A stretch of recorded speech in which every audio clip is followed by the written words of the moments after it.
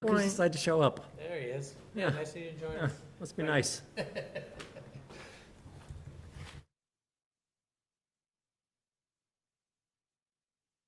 You unmute us, please? Ready to go? Super. Where we're going? Will you unmute us, please? It's all him. It's all him? Not All right. me. Great. It's all me. You're good to go. Oh, hold on, I gotta. Okay, I think we're muted on. No, it's fine. She said. Okay, we're good? Okay. All right. Welcome to the April 24th Select Board meeting. Before we get started, if you'd please join me in a pledge of allegiance.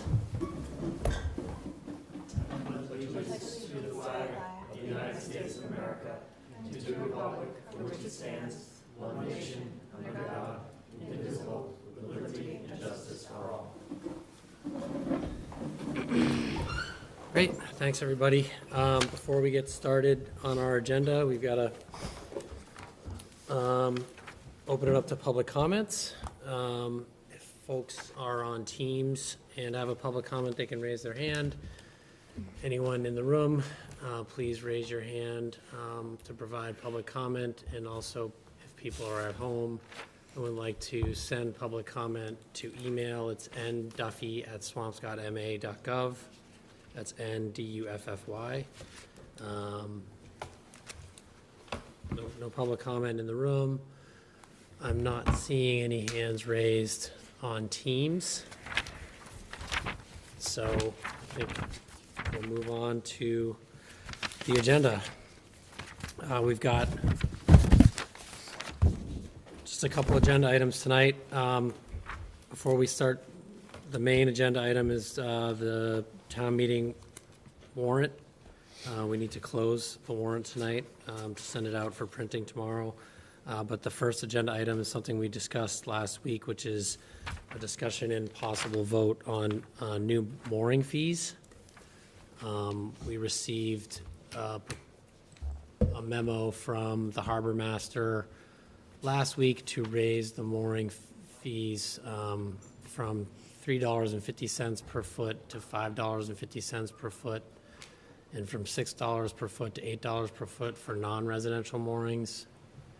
This would be the first increase since the current harbor master started working, which was in 2016, but we think maybe even prior to that.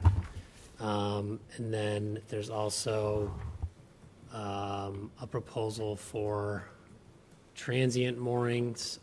We've been able to acquire 4 transient moorings. Sorry, I'm reading from the memo that he sent last week. And they'd like to place in the harbor to allow guests to visit our harbor and businesses on Humphrey Street. After reviewing fees from other communities, the harbor master is proposing a fee of $50 per night, and as well as a set fee of $35 for stays up to 4 hours. Last week when we discussed it, we wanted to see some more information from other towns. I know that we received something today with some of the fees from other towns, as well as a member of the yacht club had sent us some information prior to the weekend. Do you mind just, I'm sorry, say it again, what the proposed increase is on the per foot and resi and non-resi? Yeah, so the per foot is going from, for residential is going from $3.50 per foot to $5.50 per foot. And then non-residential is $6 per foot to $8 per foot. Right. So, Mr. Chairman, I know we're going to have discussion, but I would make a motion to approve the increase of the mooring fees from $3.50 a foot to $5.50 a foot for residential fees, $6 a foot to $8 a foot non-residential fees, and to allow a transient overnight fee of $50 and a 4-hour fee of $35. Is there a second?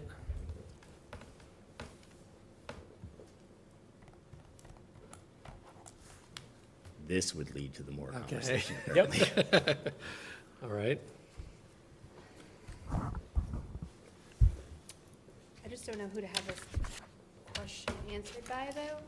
Why is it we don't go by feet instead of It's a standard in the, Like up to a certain fee is X amount of dollars, excuse me, I mean, up to a certain fee is X amount of dollars, and then greater than is more. More. Have we looked on that? I know some towns handle boats that way. I think most of the boats in the harbor are relatively small, or on the smaller side. So I just wondered if that was why. I don't know exactly, but I will tell you that my personal experience, my professional experience is that many of the communities charge mooring fees based on the size of the boat. And it's just, the bigger the boat, the more room, the more of a burden it has in terms of the mooring field. And No, I agree. That's why, like, on Newburyport, they charge up to 17 feet is $5 a foot, and then greater than 19 feet is $10 a foot. So I was just thinking, because our harbor is less protected, there's less like that, we're gonna have probably larger size boats in our harbor. If we wanted to create a system where that was more expensive, to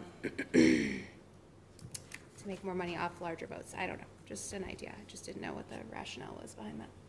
Yeah, I mean, just from my perspective, I thought it was really eye-opening, the memo that we received from Ted Dooley, which really spelled out and provided us with a lot of quantitative information that we didn't have previously. And I think, what he said made a whole lot of sense.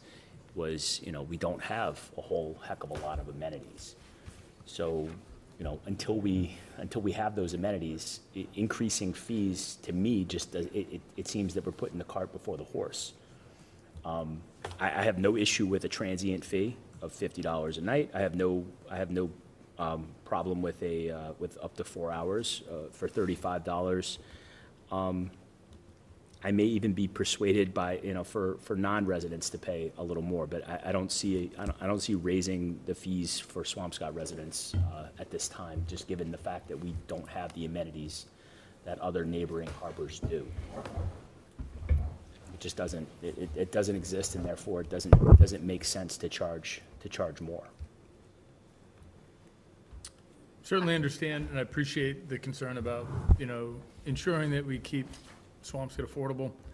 I think at $3.50 per foot, I think we are at the anemic low end of fees that we would charge, even though we have few amenities. I do think raising a few additional dollars to help offset some of the costs and investments that we're making in the harbor master's function, helping to support more programs. We've talked about having more boating programs and having more initiatives that would help teach boater safety. I think it all kind of falls into a incremental step. I think the recommendation to increase it incrementally brings it even below Salem and Manchester by the Sea and below Ipswich, and really, right in line with, significantly under Marblehead. We're still going to be very competitive in a, marina environment, and I do think, this will generate some additional revenue to help support the overall general fund of the town. David, is it your worry that we're gonna lose people if we go to It's my worry. $5, $6 a foot? It's my worry that we're charging someone, we're charging more money, and we're providing less of a service. I don't, Well, I don't think the increase has anything to do with the services that are provided. I think the increase has to do with the fact that we haven't increased the mooring fees in a decade. Oh, it's more than that. So in 1995, I paid $3.50. Okay, so 2 decades. 3 decades. I think we were actually in the gold standard back then. I think we actually had the dollar at that point. So, It was I don't- shillings. I don't necessarily buy the rationale that we have to have the services before we have the increase. How are we ever going to get the services if we can't afford to provide them? If we don't have investment into the waterfront, then how is that ever going to happen? So I don't disagree with an increase. I guess, I just would have liked a little bit more information if that argument was going to be made as to what these other sites have as amenities, because what does Nahan offer for $4 a foot, and what does Salem offer for $7 a foot? That would have been information that would have been more helpful to go down that road. I just don't see the data there right now. My suspicion is, I'd be interested to get feedback, is that people are in the Swampscott Harbor because of convenience. Right. Top Yeah. of the list. Yes. They're here because they can come roll down the street and within 20 minutes be on their boat. And we don't have so many moorings that that's not the case. But that being said, I would welcome my colleague to make a motion as to what he thinks it should be. I've stated last week that I feel as though between mooring fees, the use of the pier, the use of the yacht club, the use of boat parking and trailer parking and whatnot, that my feeling is the town of Swampscott heavily subsidizes the boating community, which if that's what, as a policy, we want to do, that's fine. But at the same time, I appreciate the fact that we have a harbor master that's focused on it finally, and frankly would like to respect his request, because that gives him tools to do things. But no one seconded my motion, so that's okay. So, I would second Would your you wanna motion remake again the if it motion? came up. if I made it again? All right. So I would make a motion Make this. to increase the per foot cost for residents from $3.50 to $5.50, for non-residents from $6 to $8, to have a transient overnight fee of $50, and to have up to 4 hours for $35 an hour. Second. Second. Okay. Is there further discussion? Yeah, I actually thought people might suggest a higher dollar amount, to be honest, which is why I didn't second the motion. But obviously, people are good with where it is. If it's helpful, we did have quite a bit of a discussion about increasing it up to the highest amount, and our harbor master actually thought over the next couple of years, each year we'll have an incremental increase, and really get it up to what we thought would be a peer, representation. So I think you'll hear more from the harbor master over the next few years as we try to celebrate the harbor and continue to make investments in the waterfront. So I do want to say that we had a meeting Wednesday. Information hadn't been provided to us prior to Wednesday, anything detailed. I asked if we could get this information before the weekend. We didn't get the information from the town. Mr. Dooley did send some information. It's very hard to come to these meetings and not have information in advance. And, I'd like to see information in advance so we could really do a better job making decisions. I would agree. I didn't have time today in my normal work schedule to view any of this, so Right. I think it's very fair that anytime that we're being asked to change policy, that there needs to be a reasoning behind the change of policy. And it can't just be someone says that they want to change it. It needs to be documented, and if it's not ready to be documented, respectfully, then it shouldn't be before us. I agree completely on that. But that being said, we are where we are now. We appreciate that you need to send out mooring bills. Yep. Right? So I think my motion's intending to respect the fact that we gotta send out mooring bills, but it's bad form. It is. And so it is, we are where we are. And I came to my decision based upon the information that was provided to me from our previous conversation, as well as detailed information that was provided by Ted Dooley. So that's where I'm coming from. And that's how I'm making my decision. Okay. I agree with everything everyone said. So, Which means you're for and against it. that's right. everyone's right. That's right. Everyone's right. Yo. If there's no further discussion, all those in favor? Aye. Aye. Opposed? No. Okay. Mooring fees pass. Moving on to our only other item on the agenda tonight, which is the warrant town FY 2024 town meeting warrant. Last week, we went through everything that we could. I suggest tonight that we go through similarly where I think our goal tonight is to close the warrant and not necessarily to be deciding on our support or lack of support for these articles.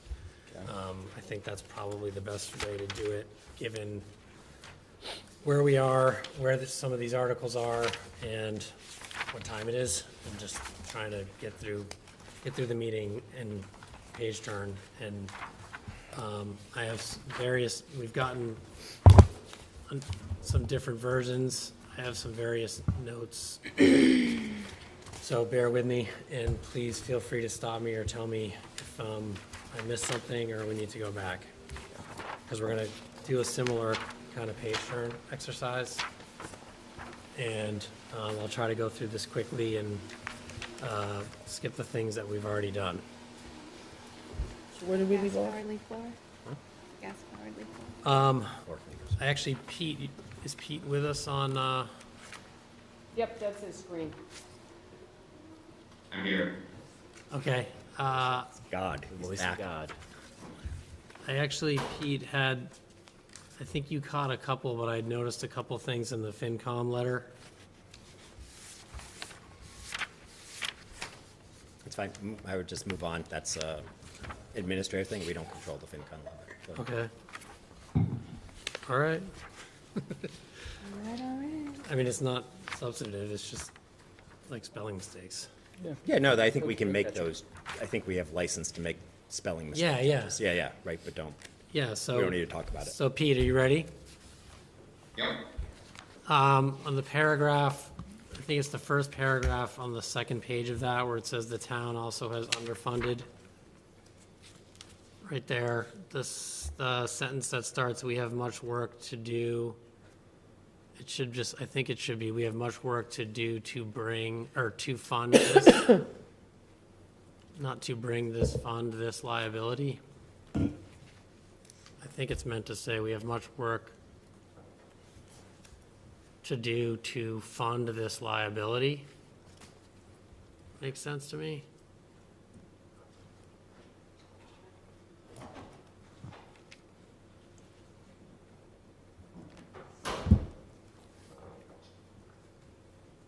All right.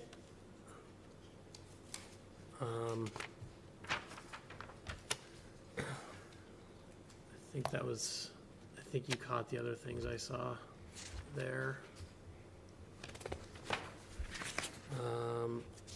Did anyone have anything? We got the room numbers, so I'm assuming those are correct for the caucus meetings. Yeah.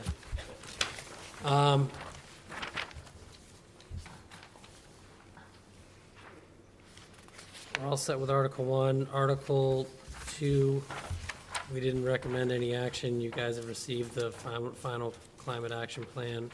Yep. Action resilience plan. I'm not sure if people are ready to make any recommendation on this tonight. I would suggest we move on. Okay, so select board will report. Okay. We did 3, we did 4, right? Yep. Well, 4, we're just going to report then. Yep. So Article 4 is the budget. Sorry. I'm moving through. Special Education Reserve Fund, should we just? I would suggest that we'll report at town report? meeting as well. Everyone okay with that? Yep. I'm okay with it, but why are we waiting till then? Are we voting on this? Because I actually want to have more of a conversation with the town administrator about the letter that he and the superintendent personally, just to understand where the 425 or 450 number came from on the circuit breaker. We just had a very short conversation. I didn't feel like we really, Should we have that conversation out here? well, I think as though we have a month between now and town meeting to Yeah. have the conversation, and I'd rather have it in a more relaxed environment to actually figure out. My gut is I would rather that number be lower, personally, and so I'm open to it, but tonight doesn't seem like the time to have it. Happy to have that conversation. It was my initial position that I thought the number should be lower. The superintendent helped me think better. Okay, and I'm totally open to it. I just want to give the space for us to have that conversation, for you to educate us with what the superintendent perhaps educated you with on that. Article 6 is stabilization fund for opioid settlement payments. We recommended favorable action on that. There was a change in language. Everyone's okay with that? In the comment? Yeah, just the source of funds. 7 and 8 are water and sewer enterprise funds. We're good there. Favorable action. Article 9 is transportation infrastructure fund. We're good on that. Favorable action. Article 10. Does anyone have any comments on this language? Should we just still be reporting, I guess? Yeah, so I'm not sure that 10 New Ocean Street covers what we intended to cover with, and so Pete, I'm just interested in kind of what your research was just with 10 New Ocean Street, because I believe we're only seeking permission to convey that which isn't subject to a lease to Calix. And I don't think this language limits that. I think arguably this language could be more than that, so I just want to make sure it's not, because I don't want people to believe we're trying to convey the portion that's subject to the lease with Calix, because I don't think that's what this board has talked about.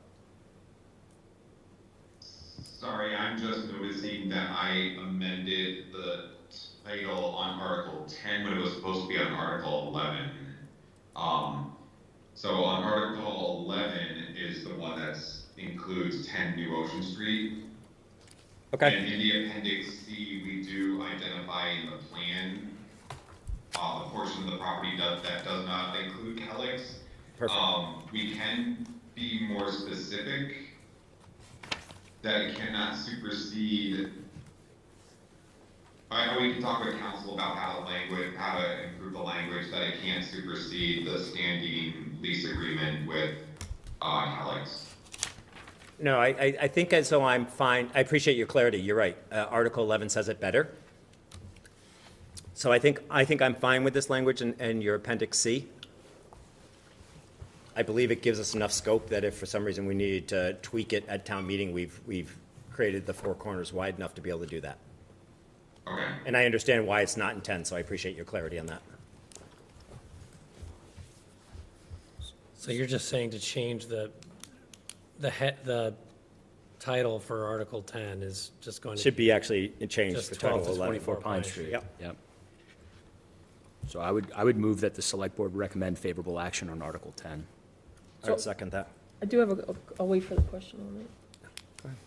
Okay, Yeah, go ahead. go ahead. So the question I have on that, it's to provide a need for the community. And so I know I asked this at 2 select board meetings before, if it's going to be a 70-30 split, similar to what it was supposed to be at Michon. 70% Yes. Swampscott residents, 30%. That was the understanding at Michon. But at Michon, we currently have less than 25% residents filling the rooms at Michon. We have 9 Swampscott residents out of the 38. So what I just want to get is a clear understanding of how we fill the need in the community, and how do we get to the point of where we do have 70% Swampscott veterans, seniors, whatever, and 30% outside, because this is a large investment. Yeah, I can explain the state process. Okay. And maybe that helps, but I don't know that it's going to answer your question, just Right. I want to say up front. So the state process is, the state limits us to a preference max of 70% for local residents, right? I can't speak specifically to the Michon, but I'm going to hypothesize that they didn't have enough Swampscott residents filing applications that qualified, and so that allowed them to go below the 70% preference, because once you don't have enough applicants through the lottery system, there is a regimented date that you have to submit by, a date that you have to do the lottery by, a date then you do your processing of applications, right, to make sure you financially qualify. Right.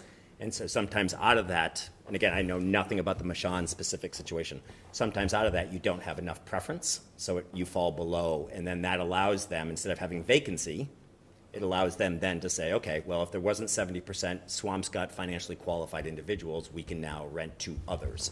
We just need to get the preference to the Swampscott qualified individuals. So perhaps that is what happened at Michon. The state is the one that monitors those things. And so I'm guessing we can find out the actual answer on Michon, if we want the actual answer on Michon. Right. But here, we should have, again, unless the state changes the rules, my expectation is the state's going to have the same zip code, let's just call it for lack of a better phrase, zip code preference restriction, and we can certainly ask for an exemption to go greater. I just previously in our conversations didn't express optimism that we would get an exemption for it just because of fair housing law considerations, but we can certainly ask for it. I mean, I'm not even asking for greater, it's just right now, if our numbers at the Michon are under 25%, I don't want to be No, in no, that. our number's not under 25%, meaning we have, Twenty- so, sorry, say again what Michon is currently? Is under 25% of the rooms at Michon are Swampscott, past Swampscott residents.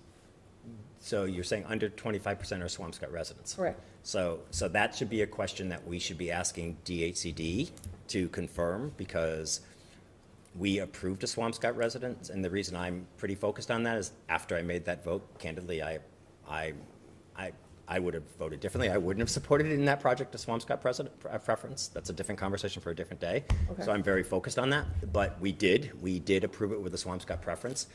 I find it very hard to believe, but it could be the marketing, right? And frankly, that could actually be a shortcoming of, I mean this without actual criticism, the town itself could have done a better job working with B'nai B'rith to market to Swampscott residents. I don't know what happened there, but that's very hard for me to believe that less than 25% of the residents in Michon are Swampscott residents. But I don't doubt what you're saying. I'm just Right. saying that we should figure that out. But that being said, I mean, they didn't go over there and knock on everybody's door. No, I Got understand. this information from, town officials. So I just think that whatever we're doing, I just want to make sure it's really clear. And my preference is to make sure that Swampscott residents are taken care So of. I think, We're why gonna don't fill we our then need. put language in, again, 10 and/or 11 that just says, and to request the maximum preference allowed under state regulation/law. And that way, we are telling town meeting that we're committed to doing that. Here, I'm okay with it on the VFW. As I mentioned before, on Michon, I would have done it differently. Right. But that's a different conversation. But we can put actual language in here, because that's the conversation we had with the VFW, was that we would seek the maximum preference, veterans plus Swampscott. But we also need to understand that that doesn't predetermine that Swampscott veterans are going to be the residents. It just doesn't. The state Right. won't, The the state- state's right. giving us all the money, they get to Right. have some of the rules, if you will. But I'm fine adding some language here to make that explicit. So the language, I would like something where it would be senior veterans preference, something, my worry is we don't have enough veterans to fill that number, and it goes to seniors, it goes to Swampscott seniors, but the preference is a veteran, filling it with veterans first. Follow what I'm saying? I mean, look, with the 38 units at Michon, all of those residents are Swampscott residents. Well, Now, I mean, Yeah, no, that's not what I'm- that's not what I'm they are. talking No, about. but Right. I hear you. Right. So, I talked to Jeffrey Blonder, who's the commander of the DAV. He indicated more or less there are 500 veterans in Swampscott today. So 500 out of 15,000. He says there's a need. Patrick Burke, commander of the VFW, says that there is certainly a need for this. So I think working in concert with those individuals as well as Mike Sweeney, I'm pretty confident that we're going to be able to find. So, that yeah, we'll so be able to why find don't we do Swampscott this? Let me residents. just suggest, just given where we are tonight. I believe this language just puts it in the warrant between now and, let's hold off on our recommendation. Yep. Between now and town meeting, we'll work on motion language. Okay. That will be the floor motion that maybe clarifies the concern that you're going after, that gives you comfort. Because I think we're all substantively in the same place. Okay. But tonight, let's hold off on the recommendation, but then we will work on language to create the preference in a way that we can also take the time to verify with the state that we're doing it in a way that complies with what the state Yep. would be okay with. That was I'm my good with next that. thing. Okay. So we can have conversations with DHCD between today. Yeah, I can reach out to them and get that clarity. All right. Yeah. Right. So no changes, no vote on that motion. Except in Article 10, we're deleting the phrase "and 10 New Ocean And 10 Street" New from the Ocean title Street. and adding it to Article 11. Or maybe we say, sorry, and Keep it disposition is already. going to be a portion of, I'm sorry, I'll wait until 11, we get to 11. think we're there. Oh, so Pete, for 11, I would suggest it says, "and a portion of 10 New Ocean Street." Just so people understand. It does, being a portion of that property located at 10 New Ocean Street. Right, I'm just fixing the title because Oh, I'm sorry, yep. relying on the fact that some Yep. people may not get beyond the title. Gotcha. So we're removing 10 New Ocean Street out of 10 completely? Yes. Yeah. We don't have Correct. to acquire Because it. we already own it. Is the board gonna take a vote on Article 10's recommendation? That's just the acquisition. No, because I think let's just keep 10 and 11, we'll report at town meeting. Okay. That way we can decide, well, because we can decide if we want the preference language in both, or who knows. Let's just talk to DACD. I want to make sure that we do it and it complies with what DACD would allow us to do, so we're not giving false language here. Fair enough. Okay. So that's 10 and 11. 12. We're reporting on. Does anyone have any comments or changes to 12? Yeah, I mean, I do. I mean, it says for general municipal purposes, including but not limited to, hotel and accessory, but that's not a municipal purpose. I'm not even quite sure where the general municipal purpose language came from. Yeah.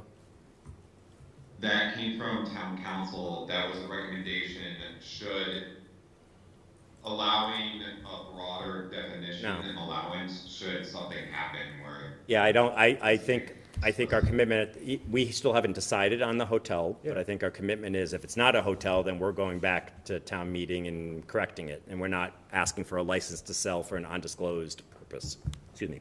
Okay. And I'm saying it to my colleagues to see if they agree. Yeah.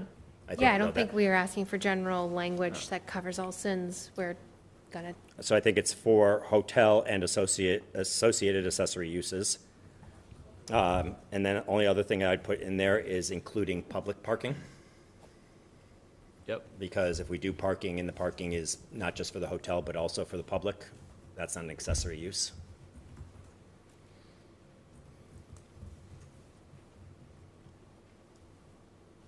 does it have to mention a restaurant or? That's, I think, accessory. It's an It's an accessory to the hotel. Accessory use. All right. Good question. Okay, so for hotel and associated accessory uses and public parking. Just accessories.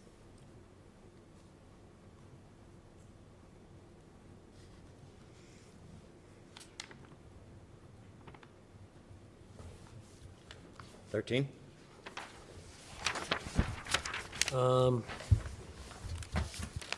Yeah, I think I'm we're fine we're with it. recommending favorable action on this already. Yeah, The date's changed. I'm fine with the change. Good with the Anybody change. else? Everyone's good there? Yes. Article 14 is revolving fund. We recommended favorable action on that for Council on Aging. 15, we're good there. That's Chapter 90. 16, capital. Have FinCom and CIC. Sean, has FinCom, Yeah. so they've recommended favorable action. And CIC has also recommended favorable. Yeah, I think that we were, since we haven't actually had a substance conversation, I think we were going to hold our recommendation. So we're hold on it. Okay. 17, we're good with, that's the ministerial changes for the clerk. Earth removal. I think I have some notes here, if you bear with me for a second. Is this apt to, So Pete, just to confirm, in 18, the limited the number of blasts language didn't exist, so you just deleted reference to it, correct? Right. Okay, thank you. Wait, can you just, hold on a minute.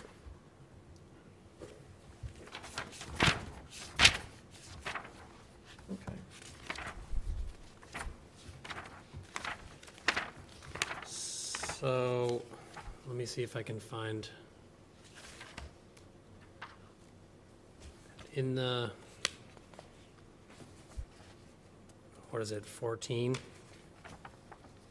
In the language I'm sorry, where are you in the for appendix? for earth removal, Pete. Which, sorry, I'm looking at like multiple warrants here. Page 48, I think, in the current warrant. 47 and 48. Down the appendix. Yeah, he's Yeah. appendix. Yeah, I'm in the D. appendix. Let me, Section 14. yeah, so where it says, I just had a question about this. And I think it may be a dumb one, but, earth removal procedure, section 3. And then, where is it? Hold on, sorry. Sorry, no, earth removal advisory committee, section 14. And when it talks about the committee and who's appointing who, about the fourth line, it says, one member shall be chosen by and from the Conservation Commission to serve a one-year term. 2 members shall be appointed by the board. Us, select board? Yeah, what board? I think as though in the bylaw, boards previously defined. Go ahead, Pete. sorry. Yeah, previously defined. Where? It's not giving you the whole bylaw. This is not the whole bylaw, It's only It's just giving you the changes to the bylaw. Okay, Yeah. gotcha. Okay, but in the definition, the phrase board Got it. is used for select board throughout. Okay. okay. Thanks. That's what I needed. Thanks, sorry about that.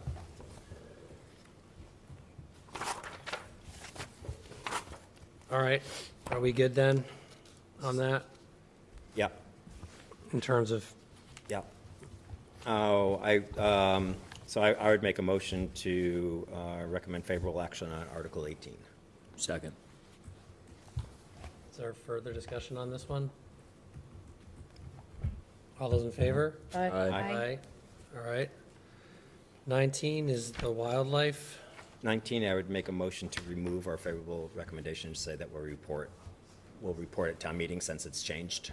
And I just That's- candidly haven't, I'm fine with conceptually the idea, but I haven't looked at the language. Yep.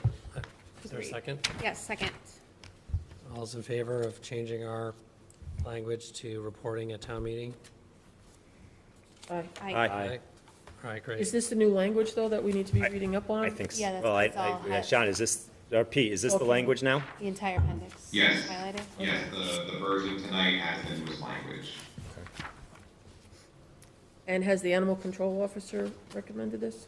The animal control officer has worked on this and is in support of it.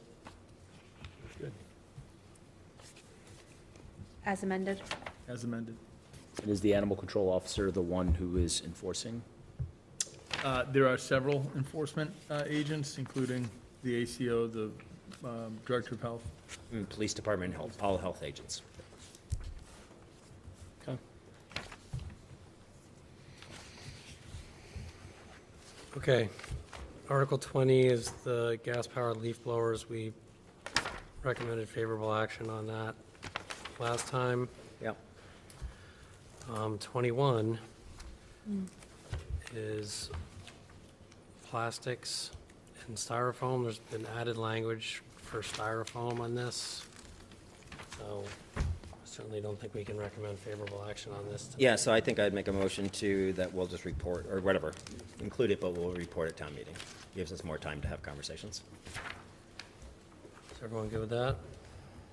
I want to hear what the solid waste committee has to say on this. I've So I agreed guess to we'll just attend their talk- meeting on deal with Thursday. it at town meeting. So I think, I've had several communiques with the chair of the committee, and certainly am encourage them to support this, but certainly I'm sure we'll hear back from them.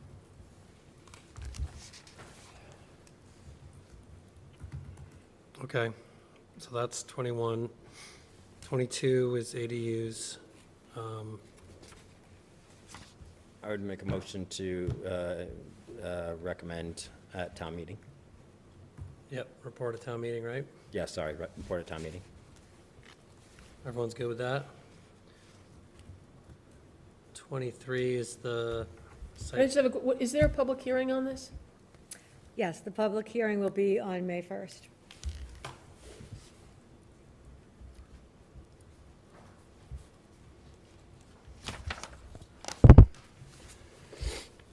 Site plan special permit, I think we'll report.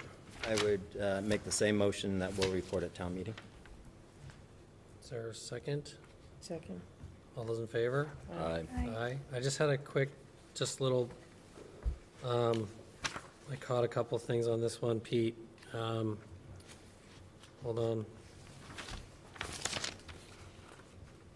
Not that anyone's probably reading. What appendix is this? It's in the appendix. H. Starts Sorry. on 59. 59? Yeah. Thanks. So, section 543 procedures. Mm-hmm. It's a spelling thing, it's not a, it's, sorry, it's, second paragraph, seven copies is spelled wrong and are required to be filed, not files, with the planning board.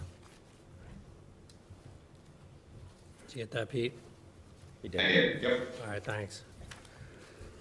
All right, where were we? That was the and special permit. Article 24, Hadley School Overlay District. I would just recommend or suggest the same change that we made previously regarding Hadley, that after the phrase accessory uses and public parking.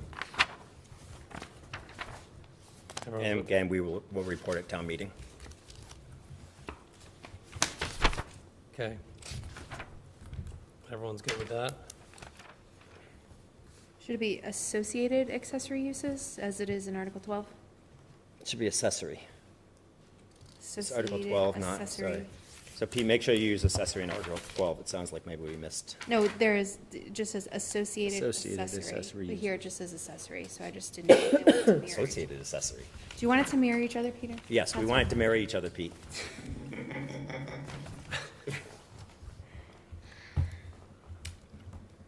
That's pretty good. All right, so that's 24, right?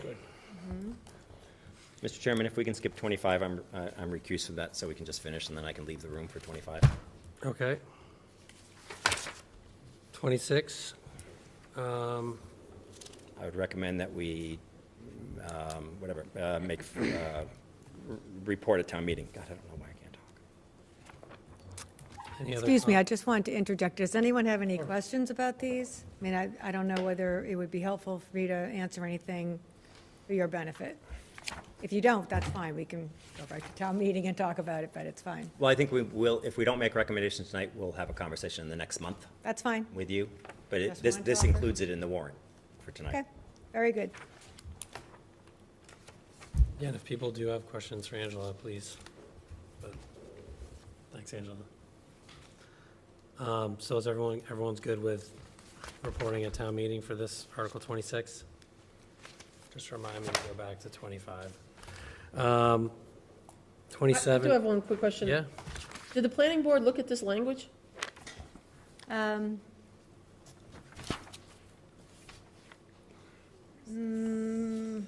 I can't, I read through it quickly a while ago. I don't know if it's changed since then. It's a simple rezoning of parcels that were not rezoned, and we did a rezoning of this particular area. Okay. Did you have a specific question about it? My only question is the planning board good with this language? Oh, absolutely, yeah, Okay. absolutely. Okay. That's it. It was essentially a zoning map error, that they didn't get included in a sweeping change of that entire district, so. Okay. We're just fixing it.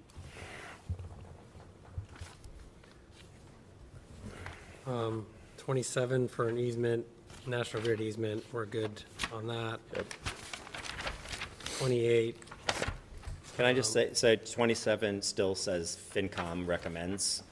So Pete, Oh, what's thanks. 27 going to say for FinCom? Favorable action? I don't have a report on that one. So if you can just, I think they did favorable action on that, is my recollection. But if you can just confirm with Amy, I will. but I think that should say favorable action. All right, and same with, well, no, I'm saying this. 28. 28, we have the same issue, but I actually don't remember them taking up Saturday as a legal holiday. I don't actually remember that one, so you need to confirm with, whatever it is, it is. Either they're reporting at town meeting or they recommended something. Or do they even report, though, on They that? might not even report I it. don't even think they'd. Yeah, 28, they might not report. Yeah. Just maybe check with Amy, because I think there's an ongoing debate with FinCom as to what has financial implications and what doesn't, and so they sometimes are not clear on what they report on. Sure. And then 29 is the, changing the state I flag. think as though that's select board will, Report. report. Yep, We don't report. We don't report. Yeah, we do report. We actually have reported, our charter actually requires us to report on every bylaw warrant article. And so, we have in the past reported on citizen petitions. And we've asked FinCom when they're financial citizen petitions. This one presumably is not a financial one.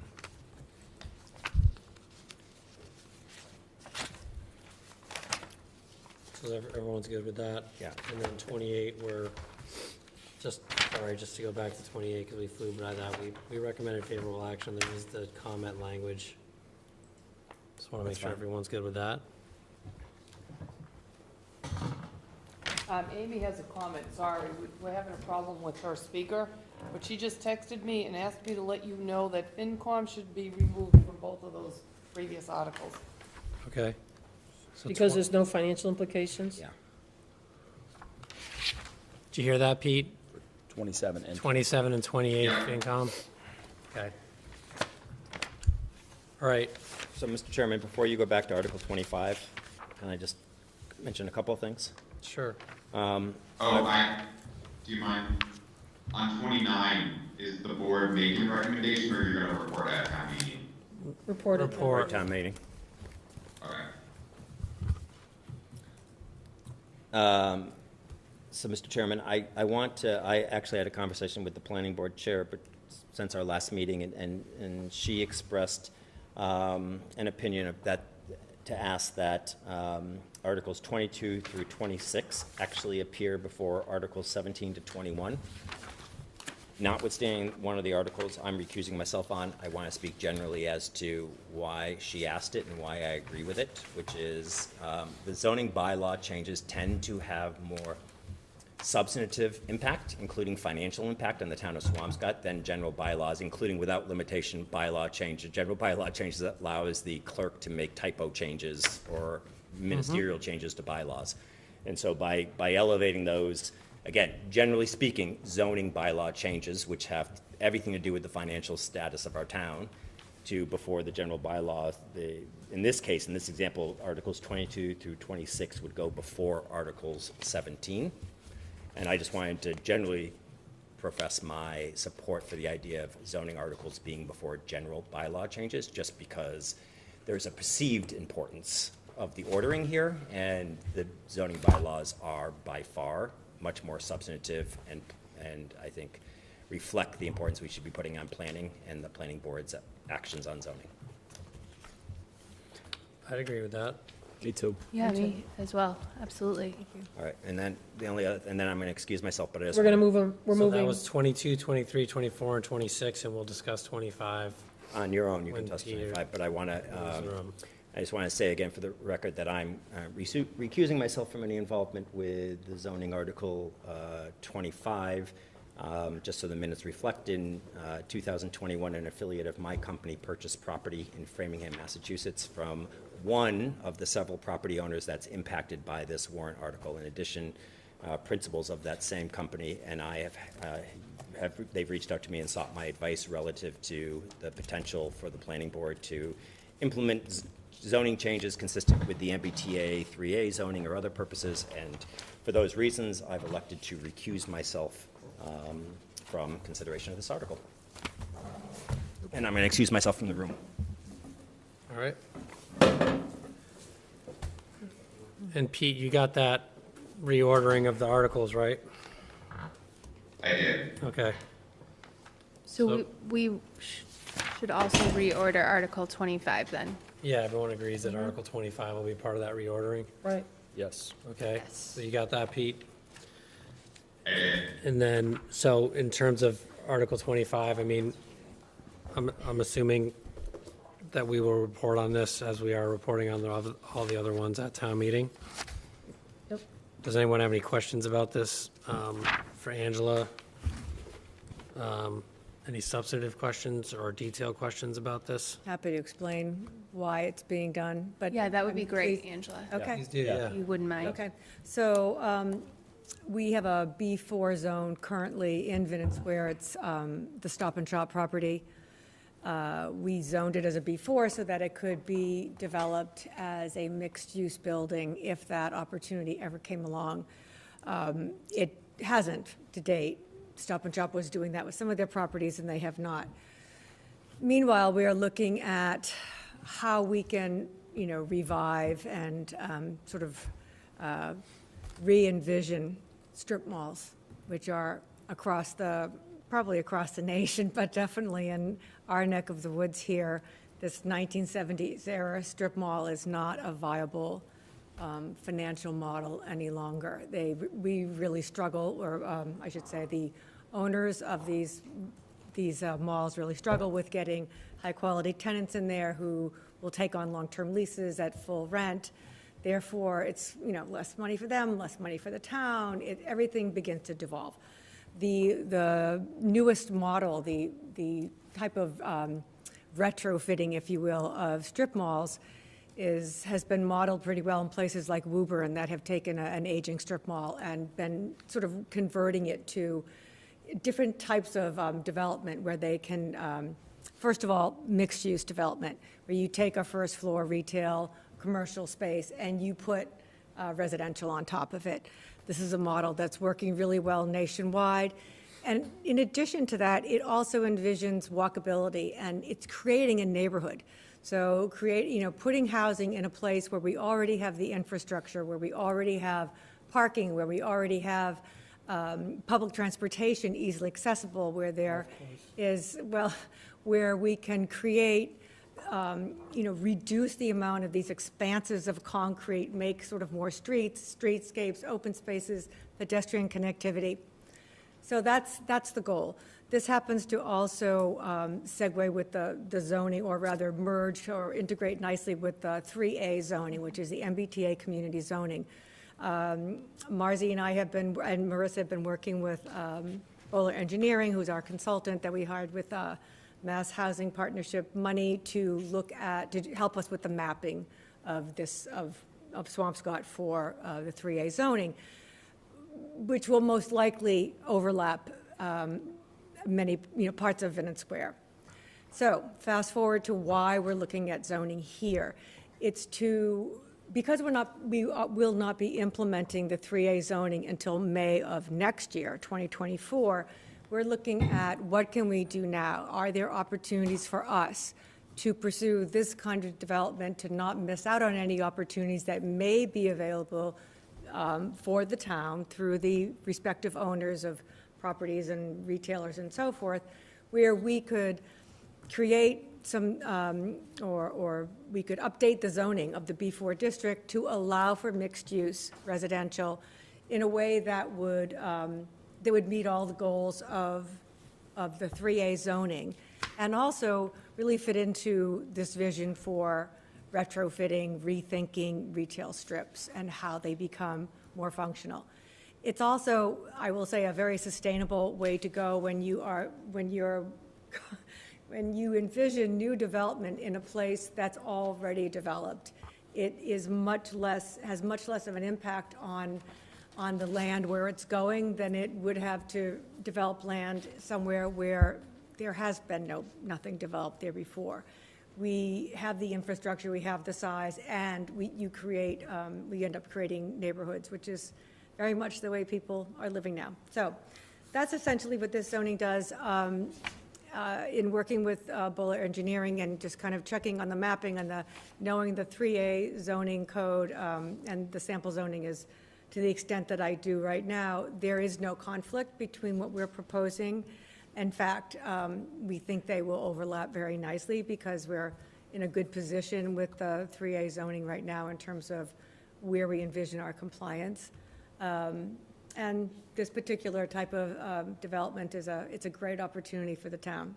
And we will be way ahead of any other community in terms of creating housing here. So I very strongly support it, and I think it's the right thing to do, especially even if we weren't doing 3A, this would be the right move to make in terms of how do you begin to re-enliven, to reinvigorate a strip mall.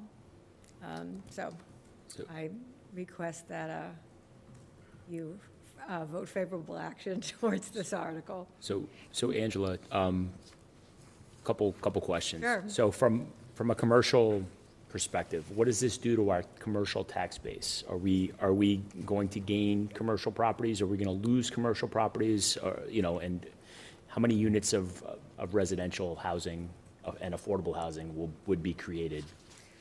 So the way, we don't have any kind of plans for this right now. I mean, I haven't seen a plan. This is just a conceptual. concept. I can give you a good idea Sure, of what I think please. would happen. Let me address the retail piece of it first. The retail piece of it would require that any property that's being developed in the manner suggested here, with being a mixed use with retail on the ground floor and residential above, would have to, if it's replacing an existing chunk of retail. So I'm just going to throw this out there, and this is just an example. Sure. Let's say I'm just taking the Gap, and somebody is going to put up one building on top of the Gap. That's not at all what we're talking about. I just want to be clear. So they would only have to replace 75% of the size of the existing Gap store, but they do have to replace 75% of the retail. It just doesn't have to be as many square feet. All right, so that's essentially what we're talking about. The reason for that at the Swampscott Mall is, well, there are a couple of reasons. First of all, the retail that's there right now, if you're looking at Bertucci's or the Gap, if any of you were here, I know you were, Mary Ellen, when the Swampscott Mall was built, you remember what that looked like. It was a mall. You walked inside, there was a corridor down the middle, and there were little shops on either side. When that was redesigned and redeveloped, whenever that happened, and all the stores just became single stores with faces on the parking lot, those stores were now double deep. They went through the corridor and all the way through the store and back of it. So now you've got these very long, very big stores that, because of the cost of retail, are expensive. They're expensive to rent. They're excessive in terms of their size for the type of retail I mean, even restaurant. I mean, the Bertucci's is bigger than it needs to be, for example. Just throwing out some examples there. So that's one of the reasons. The other reason is that we want to be sure that we include retail in a way that it's not. So if we're going to develop a residential structure, let's say it's four stories of residential sitting on top of retail. You want to be able to make that retail trim the edge of the building so that you could have, say it's a freestanding building, for example, or it's three sides. You want to be able to actually have retail that surrounds the building, and that's not necessarily a paint store, no offense to the paint store, but that it's, actually a more interactive type of retail. In Swampscott, restaurants do very well. It might be some other type of eating establishment, or, I'm not going to speculate on what else could possibly go there, but something that you could see in other areas that seem to thrive and have a lot of interaction with the public, because this will be much more like a neighborhood in a community. We do require, however, that there would be 75% of the retail, and that would allow any multifamily building that was developed to go up to 30 units per acre, which essentially, when you think about, that's as a lot. So we're looking at this as one very large lot, all right, which is why the Stop and Shop is included. You're looking at that entire length of the building. So the actual frontage of that lot that we're rezoning would be on Essex Street. So it's a very large lot, when we say up to 30 units an acre. So you can kind of, extrapolate from there. how many units we could possibly have. Because of 3A, we have a lot more flexibility in, really being able to put the right size building with the appropriate amount of retail and parking in a place where it will fit. Can I ask why these particular parcels in B3 were moving, but not some of the, like, why not capture all the B3, like, there are other B3 parcels. Yeah, there are. That are above B4, like, why wouldn't we? Well, right now, we're looking at it as this is, a specific opportunity with the owner of this portion. It's a large commercial swath.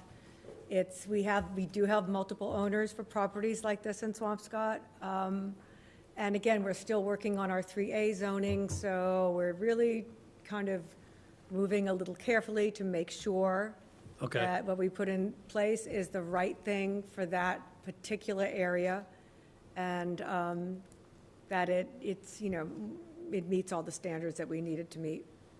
Okay. Why say 75% retail? Why not say 80 or 85% retail? Essentially, again, it has a lot to do with the amount of retail per.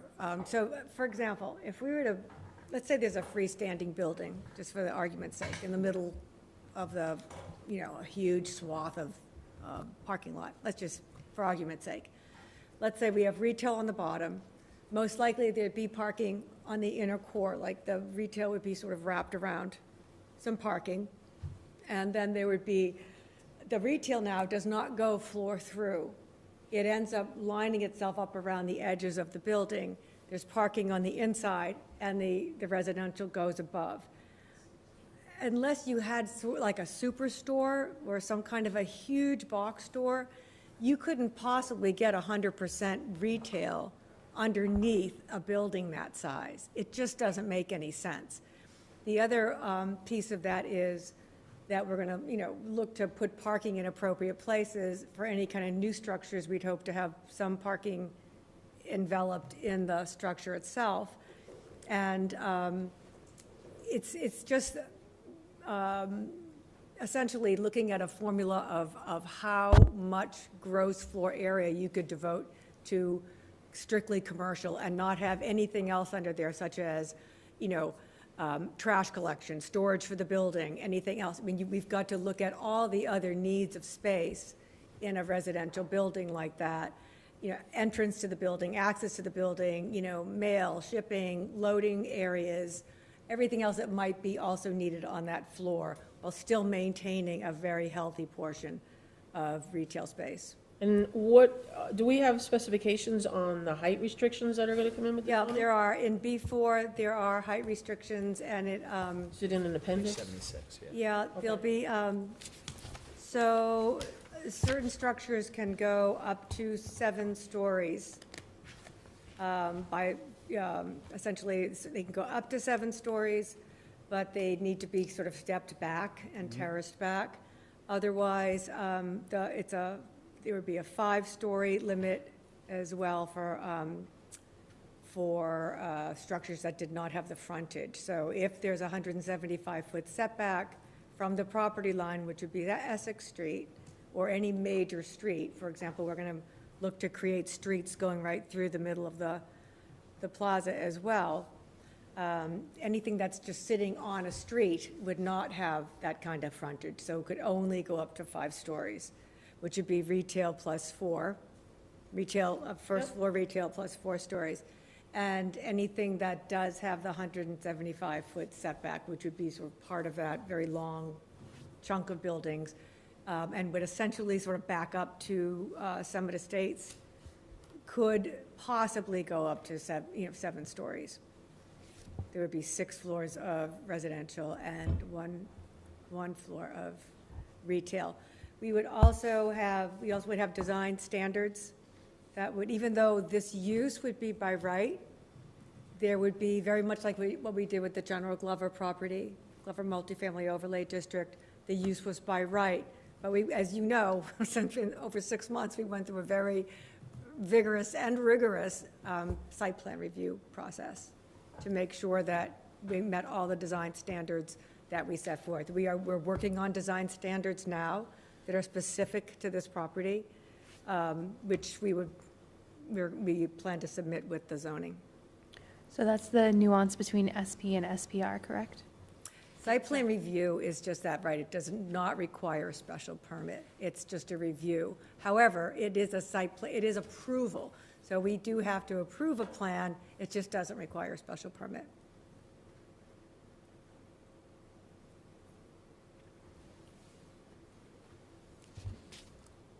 And I know it's happening next year, but the 3A, I mean, I know there's a focus on Vinton Square, but have the conversations been about the 3A, what we do for that will also be, are we talking about the railroad area as well? Oh, absolutely. In fact, the current map we're looking at is about 6 acres. So we're required to have a total of 20 acres in Swampscott as a rail rapid transit community.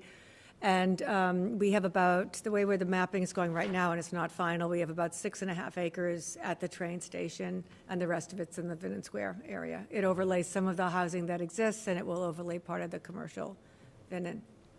Okay. How does this work with the zoning bylaw that we passed last time about banks? It's the same, nothing's different. So what we So what we this passed will apply about- to this area then? Right, exactly. Okay, just Yeah, wanted to that make sure. doesn't, that's the underlying zoning, and that does not change. So the use table is the same, except that I think we took out, retail by special permit and just said restaurants by right. We did have, as you recall, at last year's town meeting, we talked about not wanting to not to go after just banks, but that happened to, that's what triggered the whole issue. Sure. Was to say that we didn't want to, we can't say we don't want to have any more banks, No, but inundate banks used an to be area. allowed by right, Right. and now it's a special permit, like many other uses. Right. We do allow that on the second story or above, so if the one building had, let's say there was, a building that had a first floor of retail, sort of restaurant type of retail, they can still put on their second floor, if they want to, rent out half of it to offices or something, they certainly could do that, although most likely that wouldn't happen in this scenario. It could, but I don't think it would.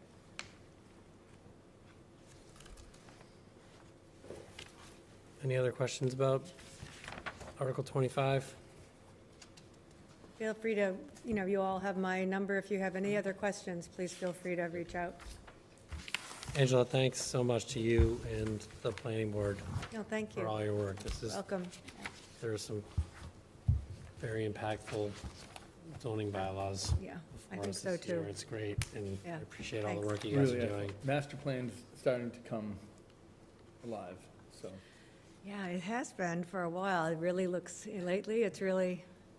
Plan the work and work the plan. You got it. Appreciate it. Can I get Peter back in? I guess so. I just texted him. Are you taking a disposition on this, or? Oh, We are reporting. Reporting we'll it. report Yeah, we'll at be town reporting. meeting. While we're talking about planning, how are we doing with hiring a planner?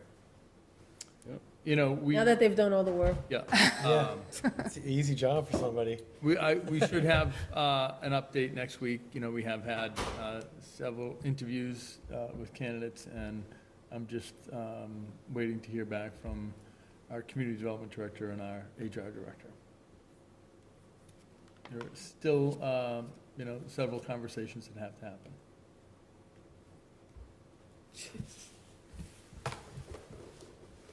So we don't know.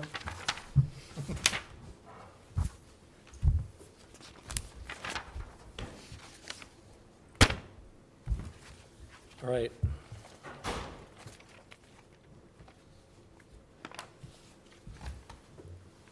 While we are waiting for Peter to come to close the warrant, are there any other questions on any of the zoning articles with Angela here that people have? Oh, I do have one question on the public meetings. Are there going to be public meetings on each one of the articles? Yes. And then will So- they be on different dates? Yes, and I'll be happy to tell you about that. So we're planning to do the public hearing on the accessory dwelling units, the site plan special permit and the A2 to the A4 on May 1st. We're planning on doing the public hearing for the Vinton Square rezoning, the B4 that I just discussed with you, and the Hadley on May 8th. And those are scheduled, and I believe one of the ads is already running, and in fact, they both might be running already because their legal notices Okay, had to go out. Diana wants to put that on the calendar. Just talk with Marissa, she can give you all the information you need. Okay. All right. Is there anything else on the warrant? I think we've gotten through it all, at least to be able to close it. Oh, make a motion to close the warrant. Second. There's a second. Any further discussion? All those in favor? Aye. Aye. Great. This will go out electronically, this will be available electronically when, tomorrow? Every I night. believe so, yeah. Pete, Yeah, Thank you, Angela. the town warrant will be on the website tomorrow, right? correct. We'll be sending it to the publisher tomorrow and then publish it on site. If you could also forward it to the moderator, because he has the ability to share it with all town meeting members tomorrow. Absolutely. Okay. Consent agenda, we have one-day liquor license for Bentwater Brewing. Bentwater at the Beach, Saturday, July 15th, 2023, 2 p.m. to 10 p.m. Rain date, Sunday, July 16th, 2 p.m. to 10 p.m. at Fisherman's Beach. Motion to approve the consent agenda. Second. Any further discussion? All those in favor? Aye. Aye. Aye. All right. Yet. Town administrators report. I'll just keep it brief. You know, we continue to meet to develop a coyote management plan. Last week, I had several discussions with town staff and Deb Newman, a Swampscott resident that has spent quite a bit of time researching coyote management plans. We've got a draft of the plan.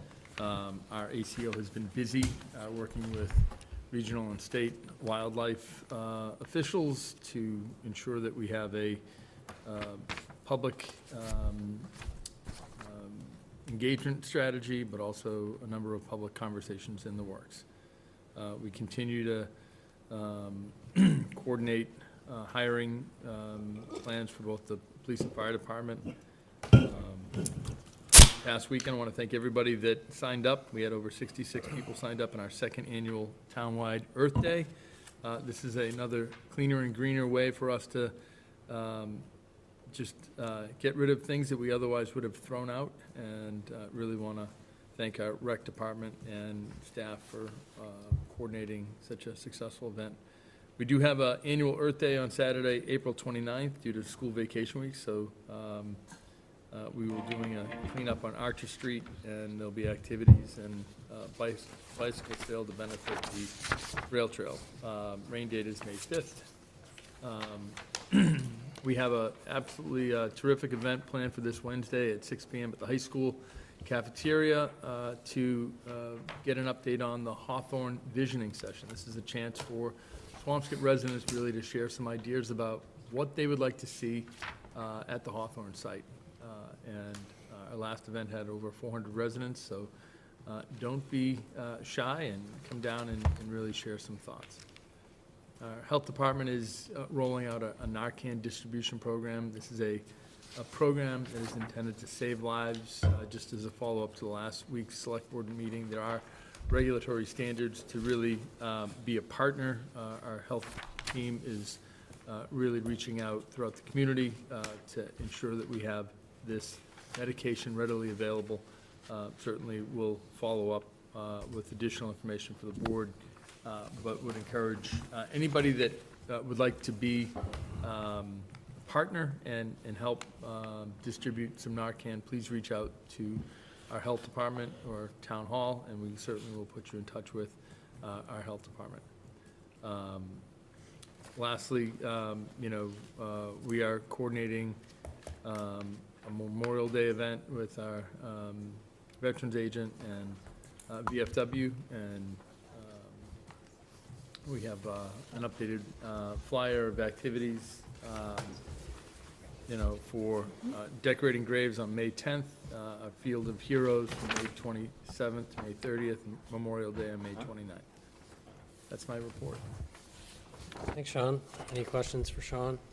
Can you just clarify in the public safety section, some of these dates I think might be wrong, or maybe I'm wrong? So, the primary entrance exam was held on April 8th? Or will be held on May 8th?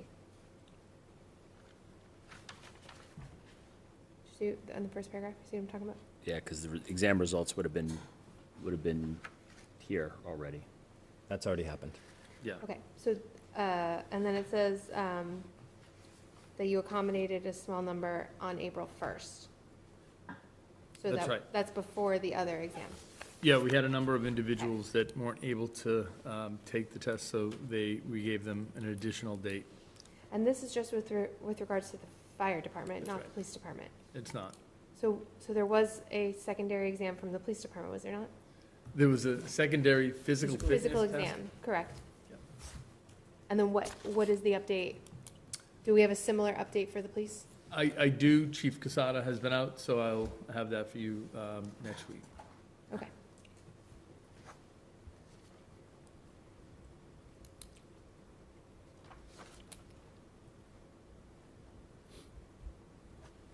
Anything else for Sean? So I just have one more Go ahead. clarification Yeah. question. Go ahead. So, just from the timing perspective, on the fire department, you expect the exam results within 2 weeks of which exam date? On February 28th. But because we had a makeup exam on April 1st, it was 2 weeks after that as well. So we have the results then? We do. I haven't received an update from the chief, though. I think he's still reviewing the results.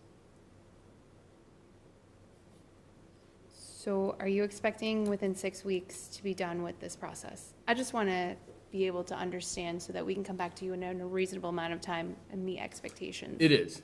I would kind of add just a couple of weeks in here just because of some schedules, but we're on track, and I think we're following a critical path to get these individuals through a process. Great. How many openings are there for the fire? We have 2. And then, is there also a process for advancement for their, Promotion? the promotional, Yep. testing? Certainly happy to provide you an update on that timeline as well.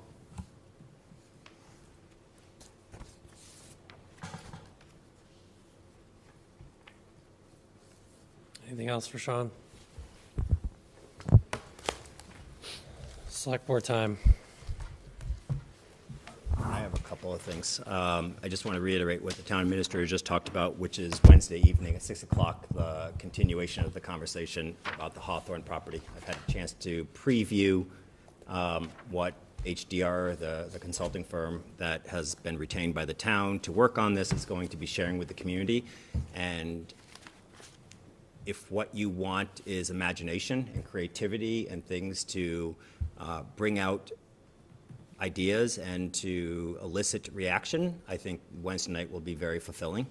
To, again, not with specificity, nothing that will be shown Wednesday night is a specific done thing. It's merely designed to say, here are the categories, here are potential things that can happen in those categories. Which direction are you excited about? What direction are you not excited about?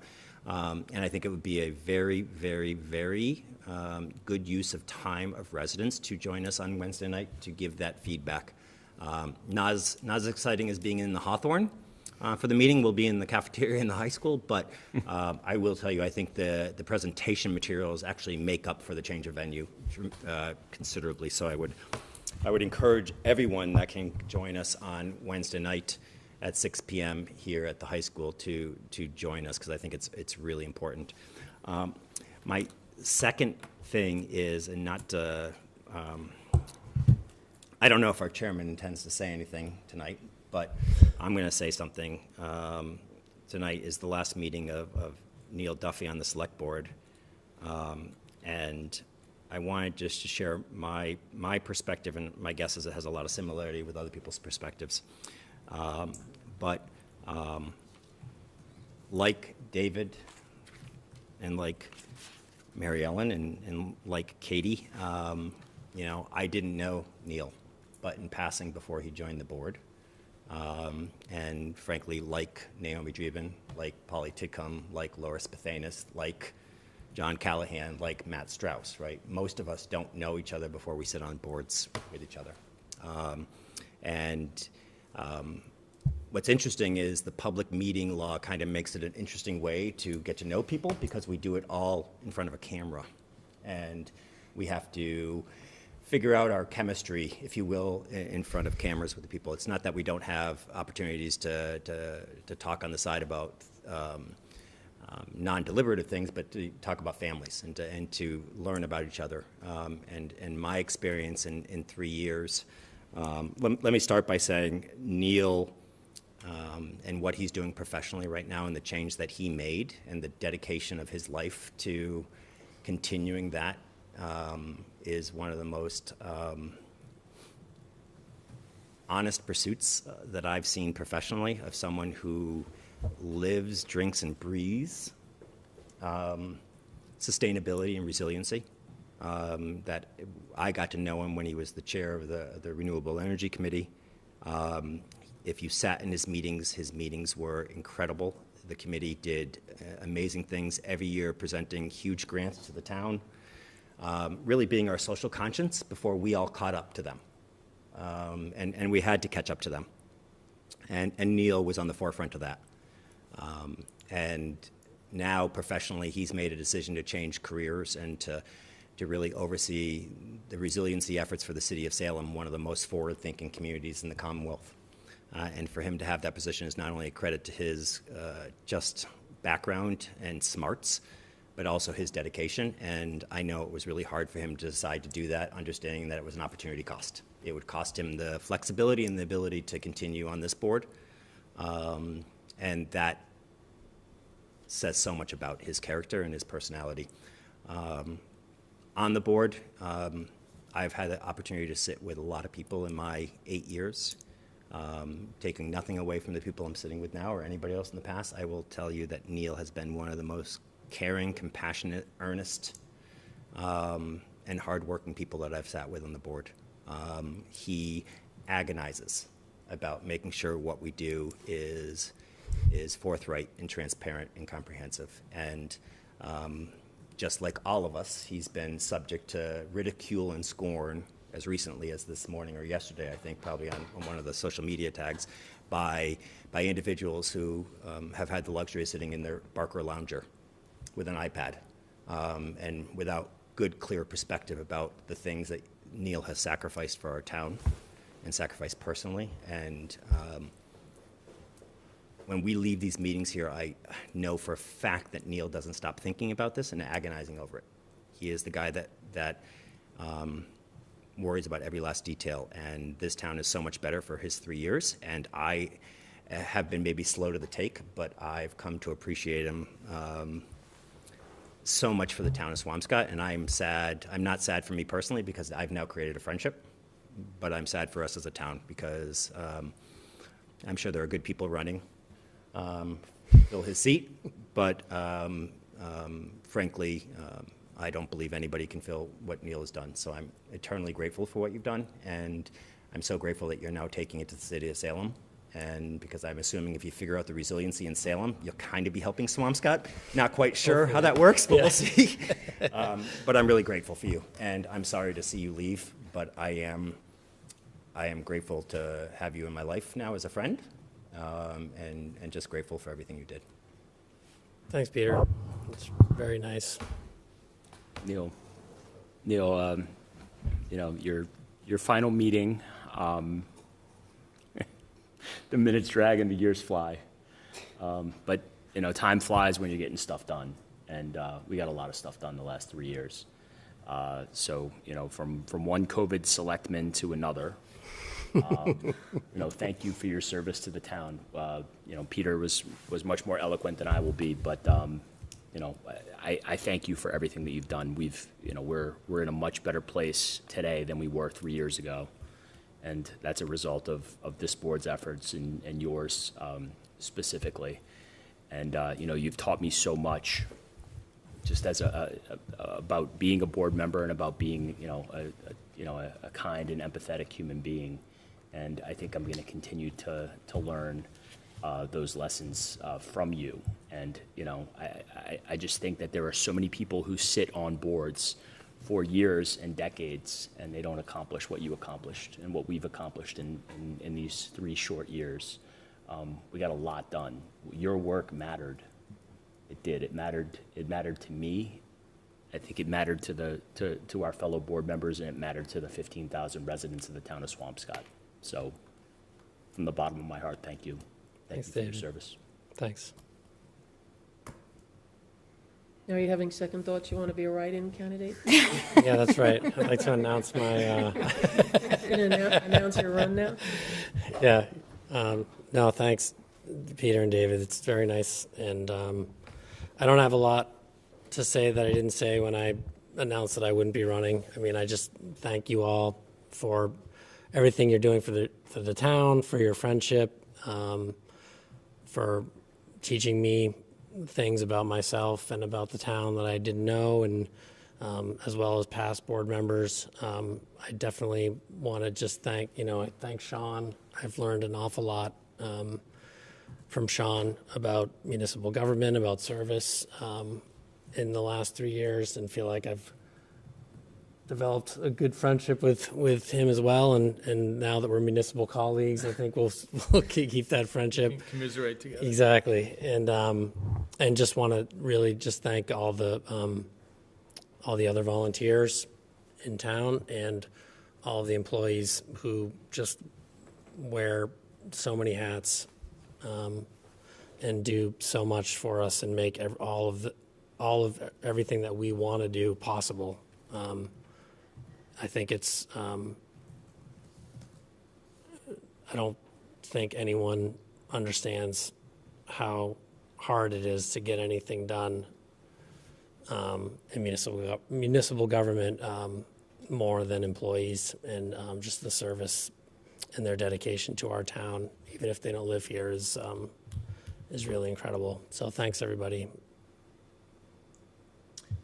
Neil, thank you.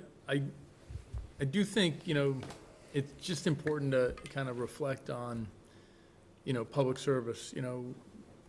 Years ago, it used to be one of the biggest honors to be elected to a board or a commission. Rooms would be filled with hundreds of people to watch local government officials help support democracy.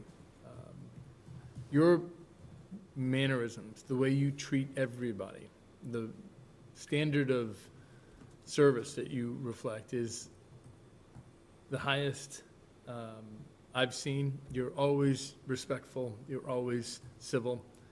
I think in a very simple way, you've made Swampscott better. You've made government better. And there are elected officials that somehow they get into office and they think their highest calling is to criticize everything or to point out where everything is failing. But you've worked to really make things better and help inspire a whole generation of individuals to say that public service is honorable and worthy. I'm proud of the work you've done. I don't envy any of the elected officials that started during the pandemic. I think it was like serving 3 or 4 terms in one, and certainly grateful that you've chosen to continue on in public service. Resiliency is our greatest responsibility. It's our greatest challenge, and it heartens me to know that somebody like you would dedicate their life to that type of service. We need more of that, and certainly I hope that there are ways that we can collaborate regionally through your leadership. Thanks, Sean. And I'm not going anywhere. I'll probably see you all on Wednesday. I can't believe there's a meeting on Wednesday night. I'm like, great. And Thursday night, First Wednesday off. this weekend. I'm like, there goes my, Awesome. there goes my first Wednesday off. But yeah, if there's nothing else, then motion to adjourn. Wait, I just want to thank Ethan Runstadler and Nathan Kent for their hard work tonight, putting this great show on. Thank you.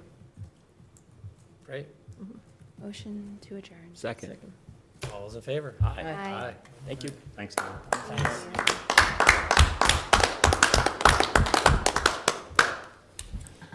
All right. Thank you. Man.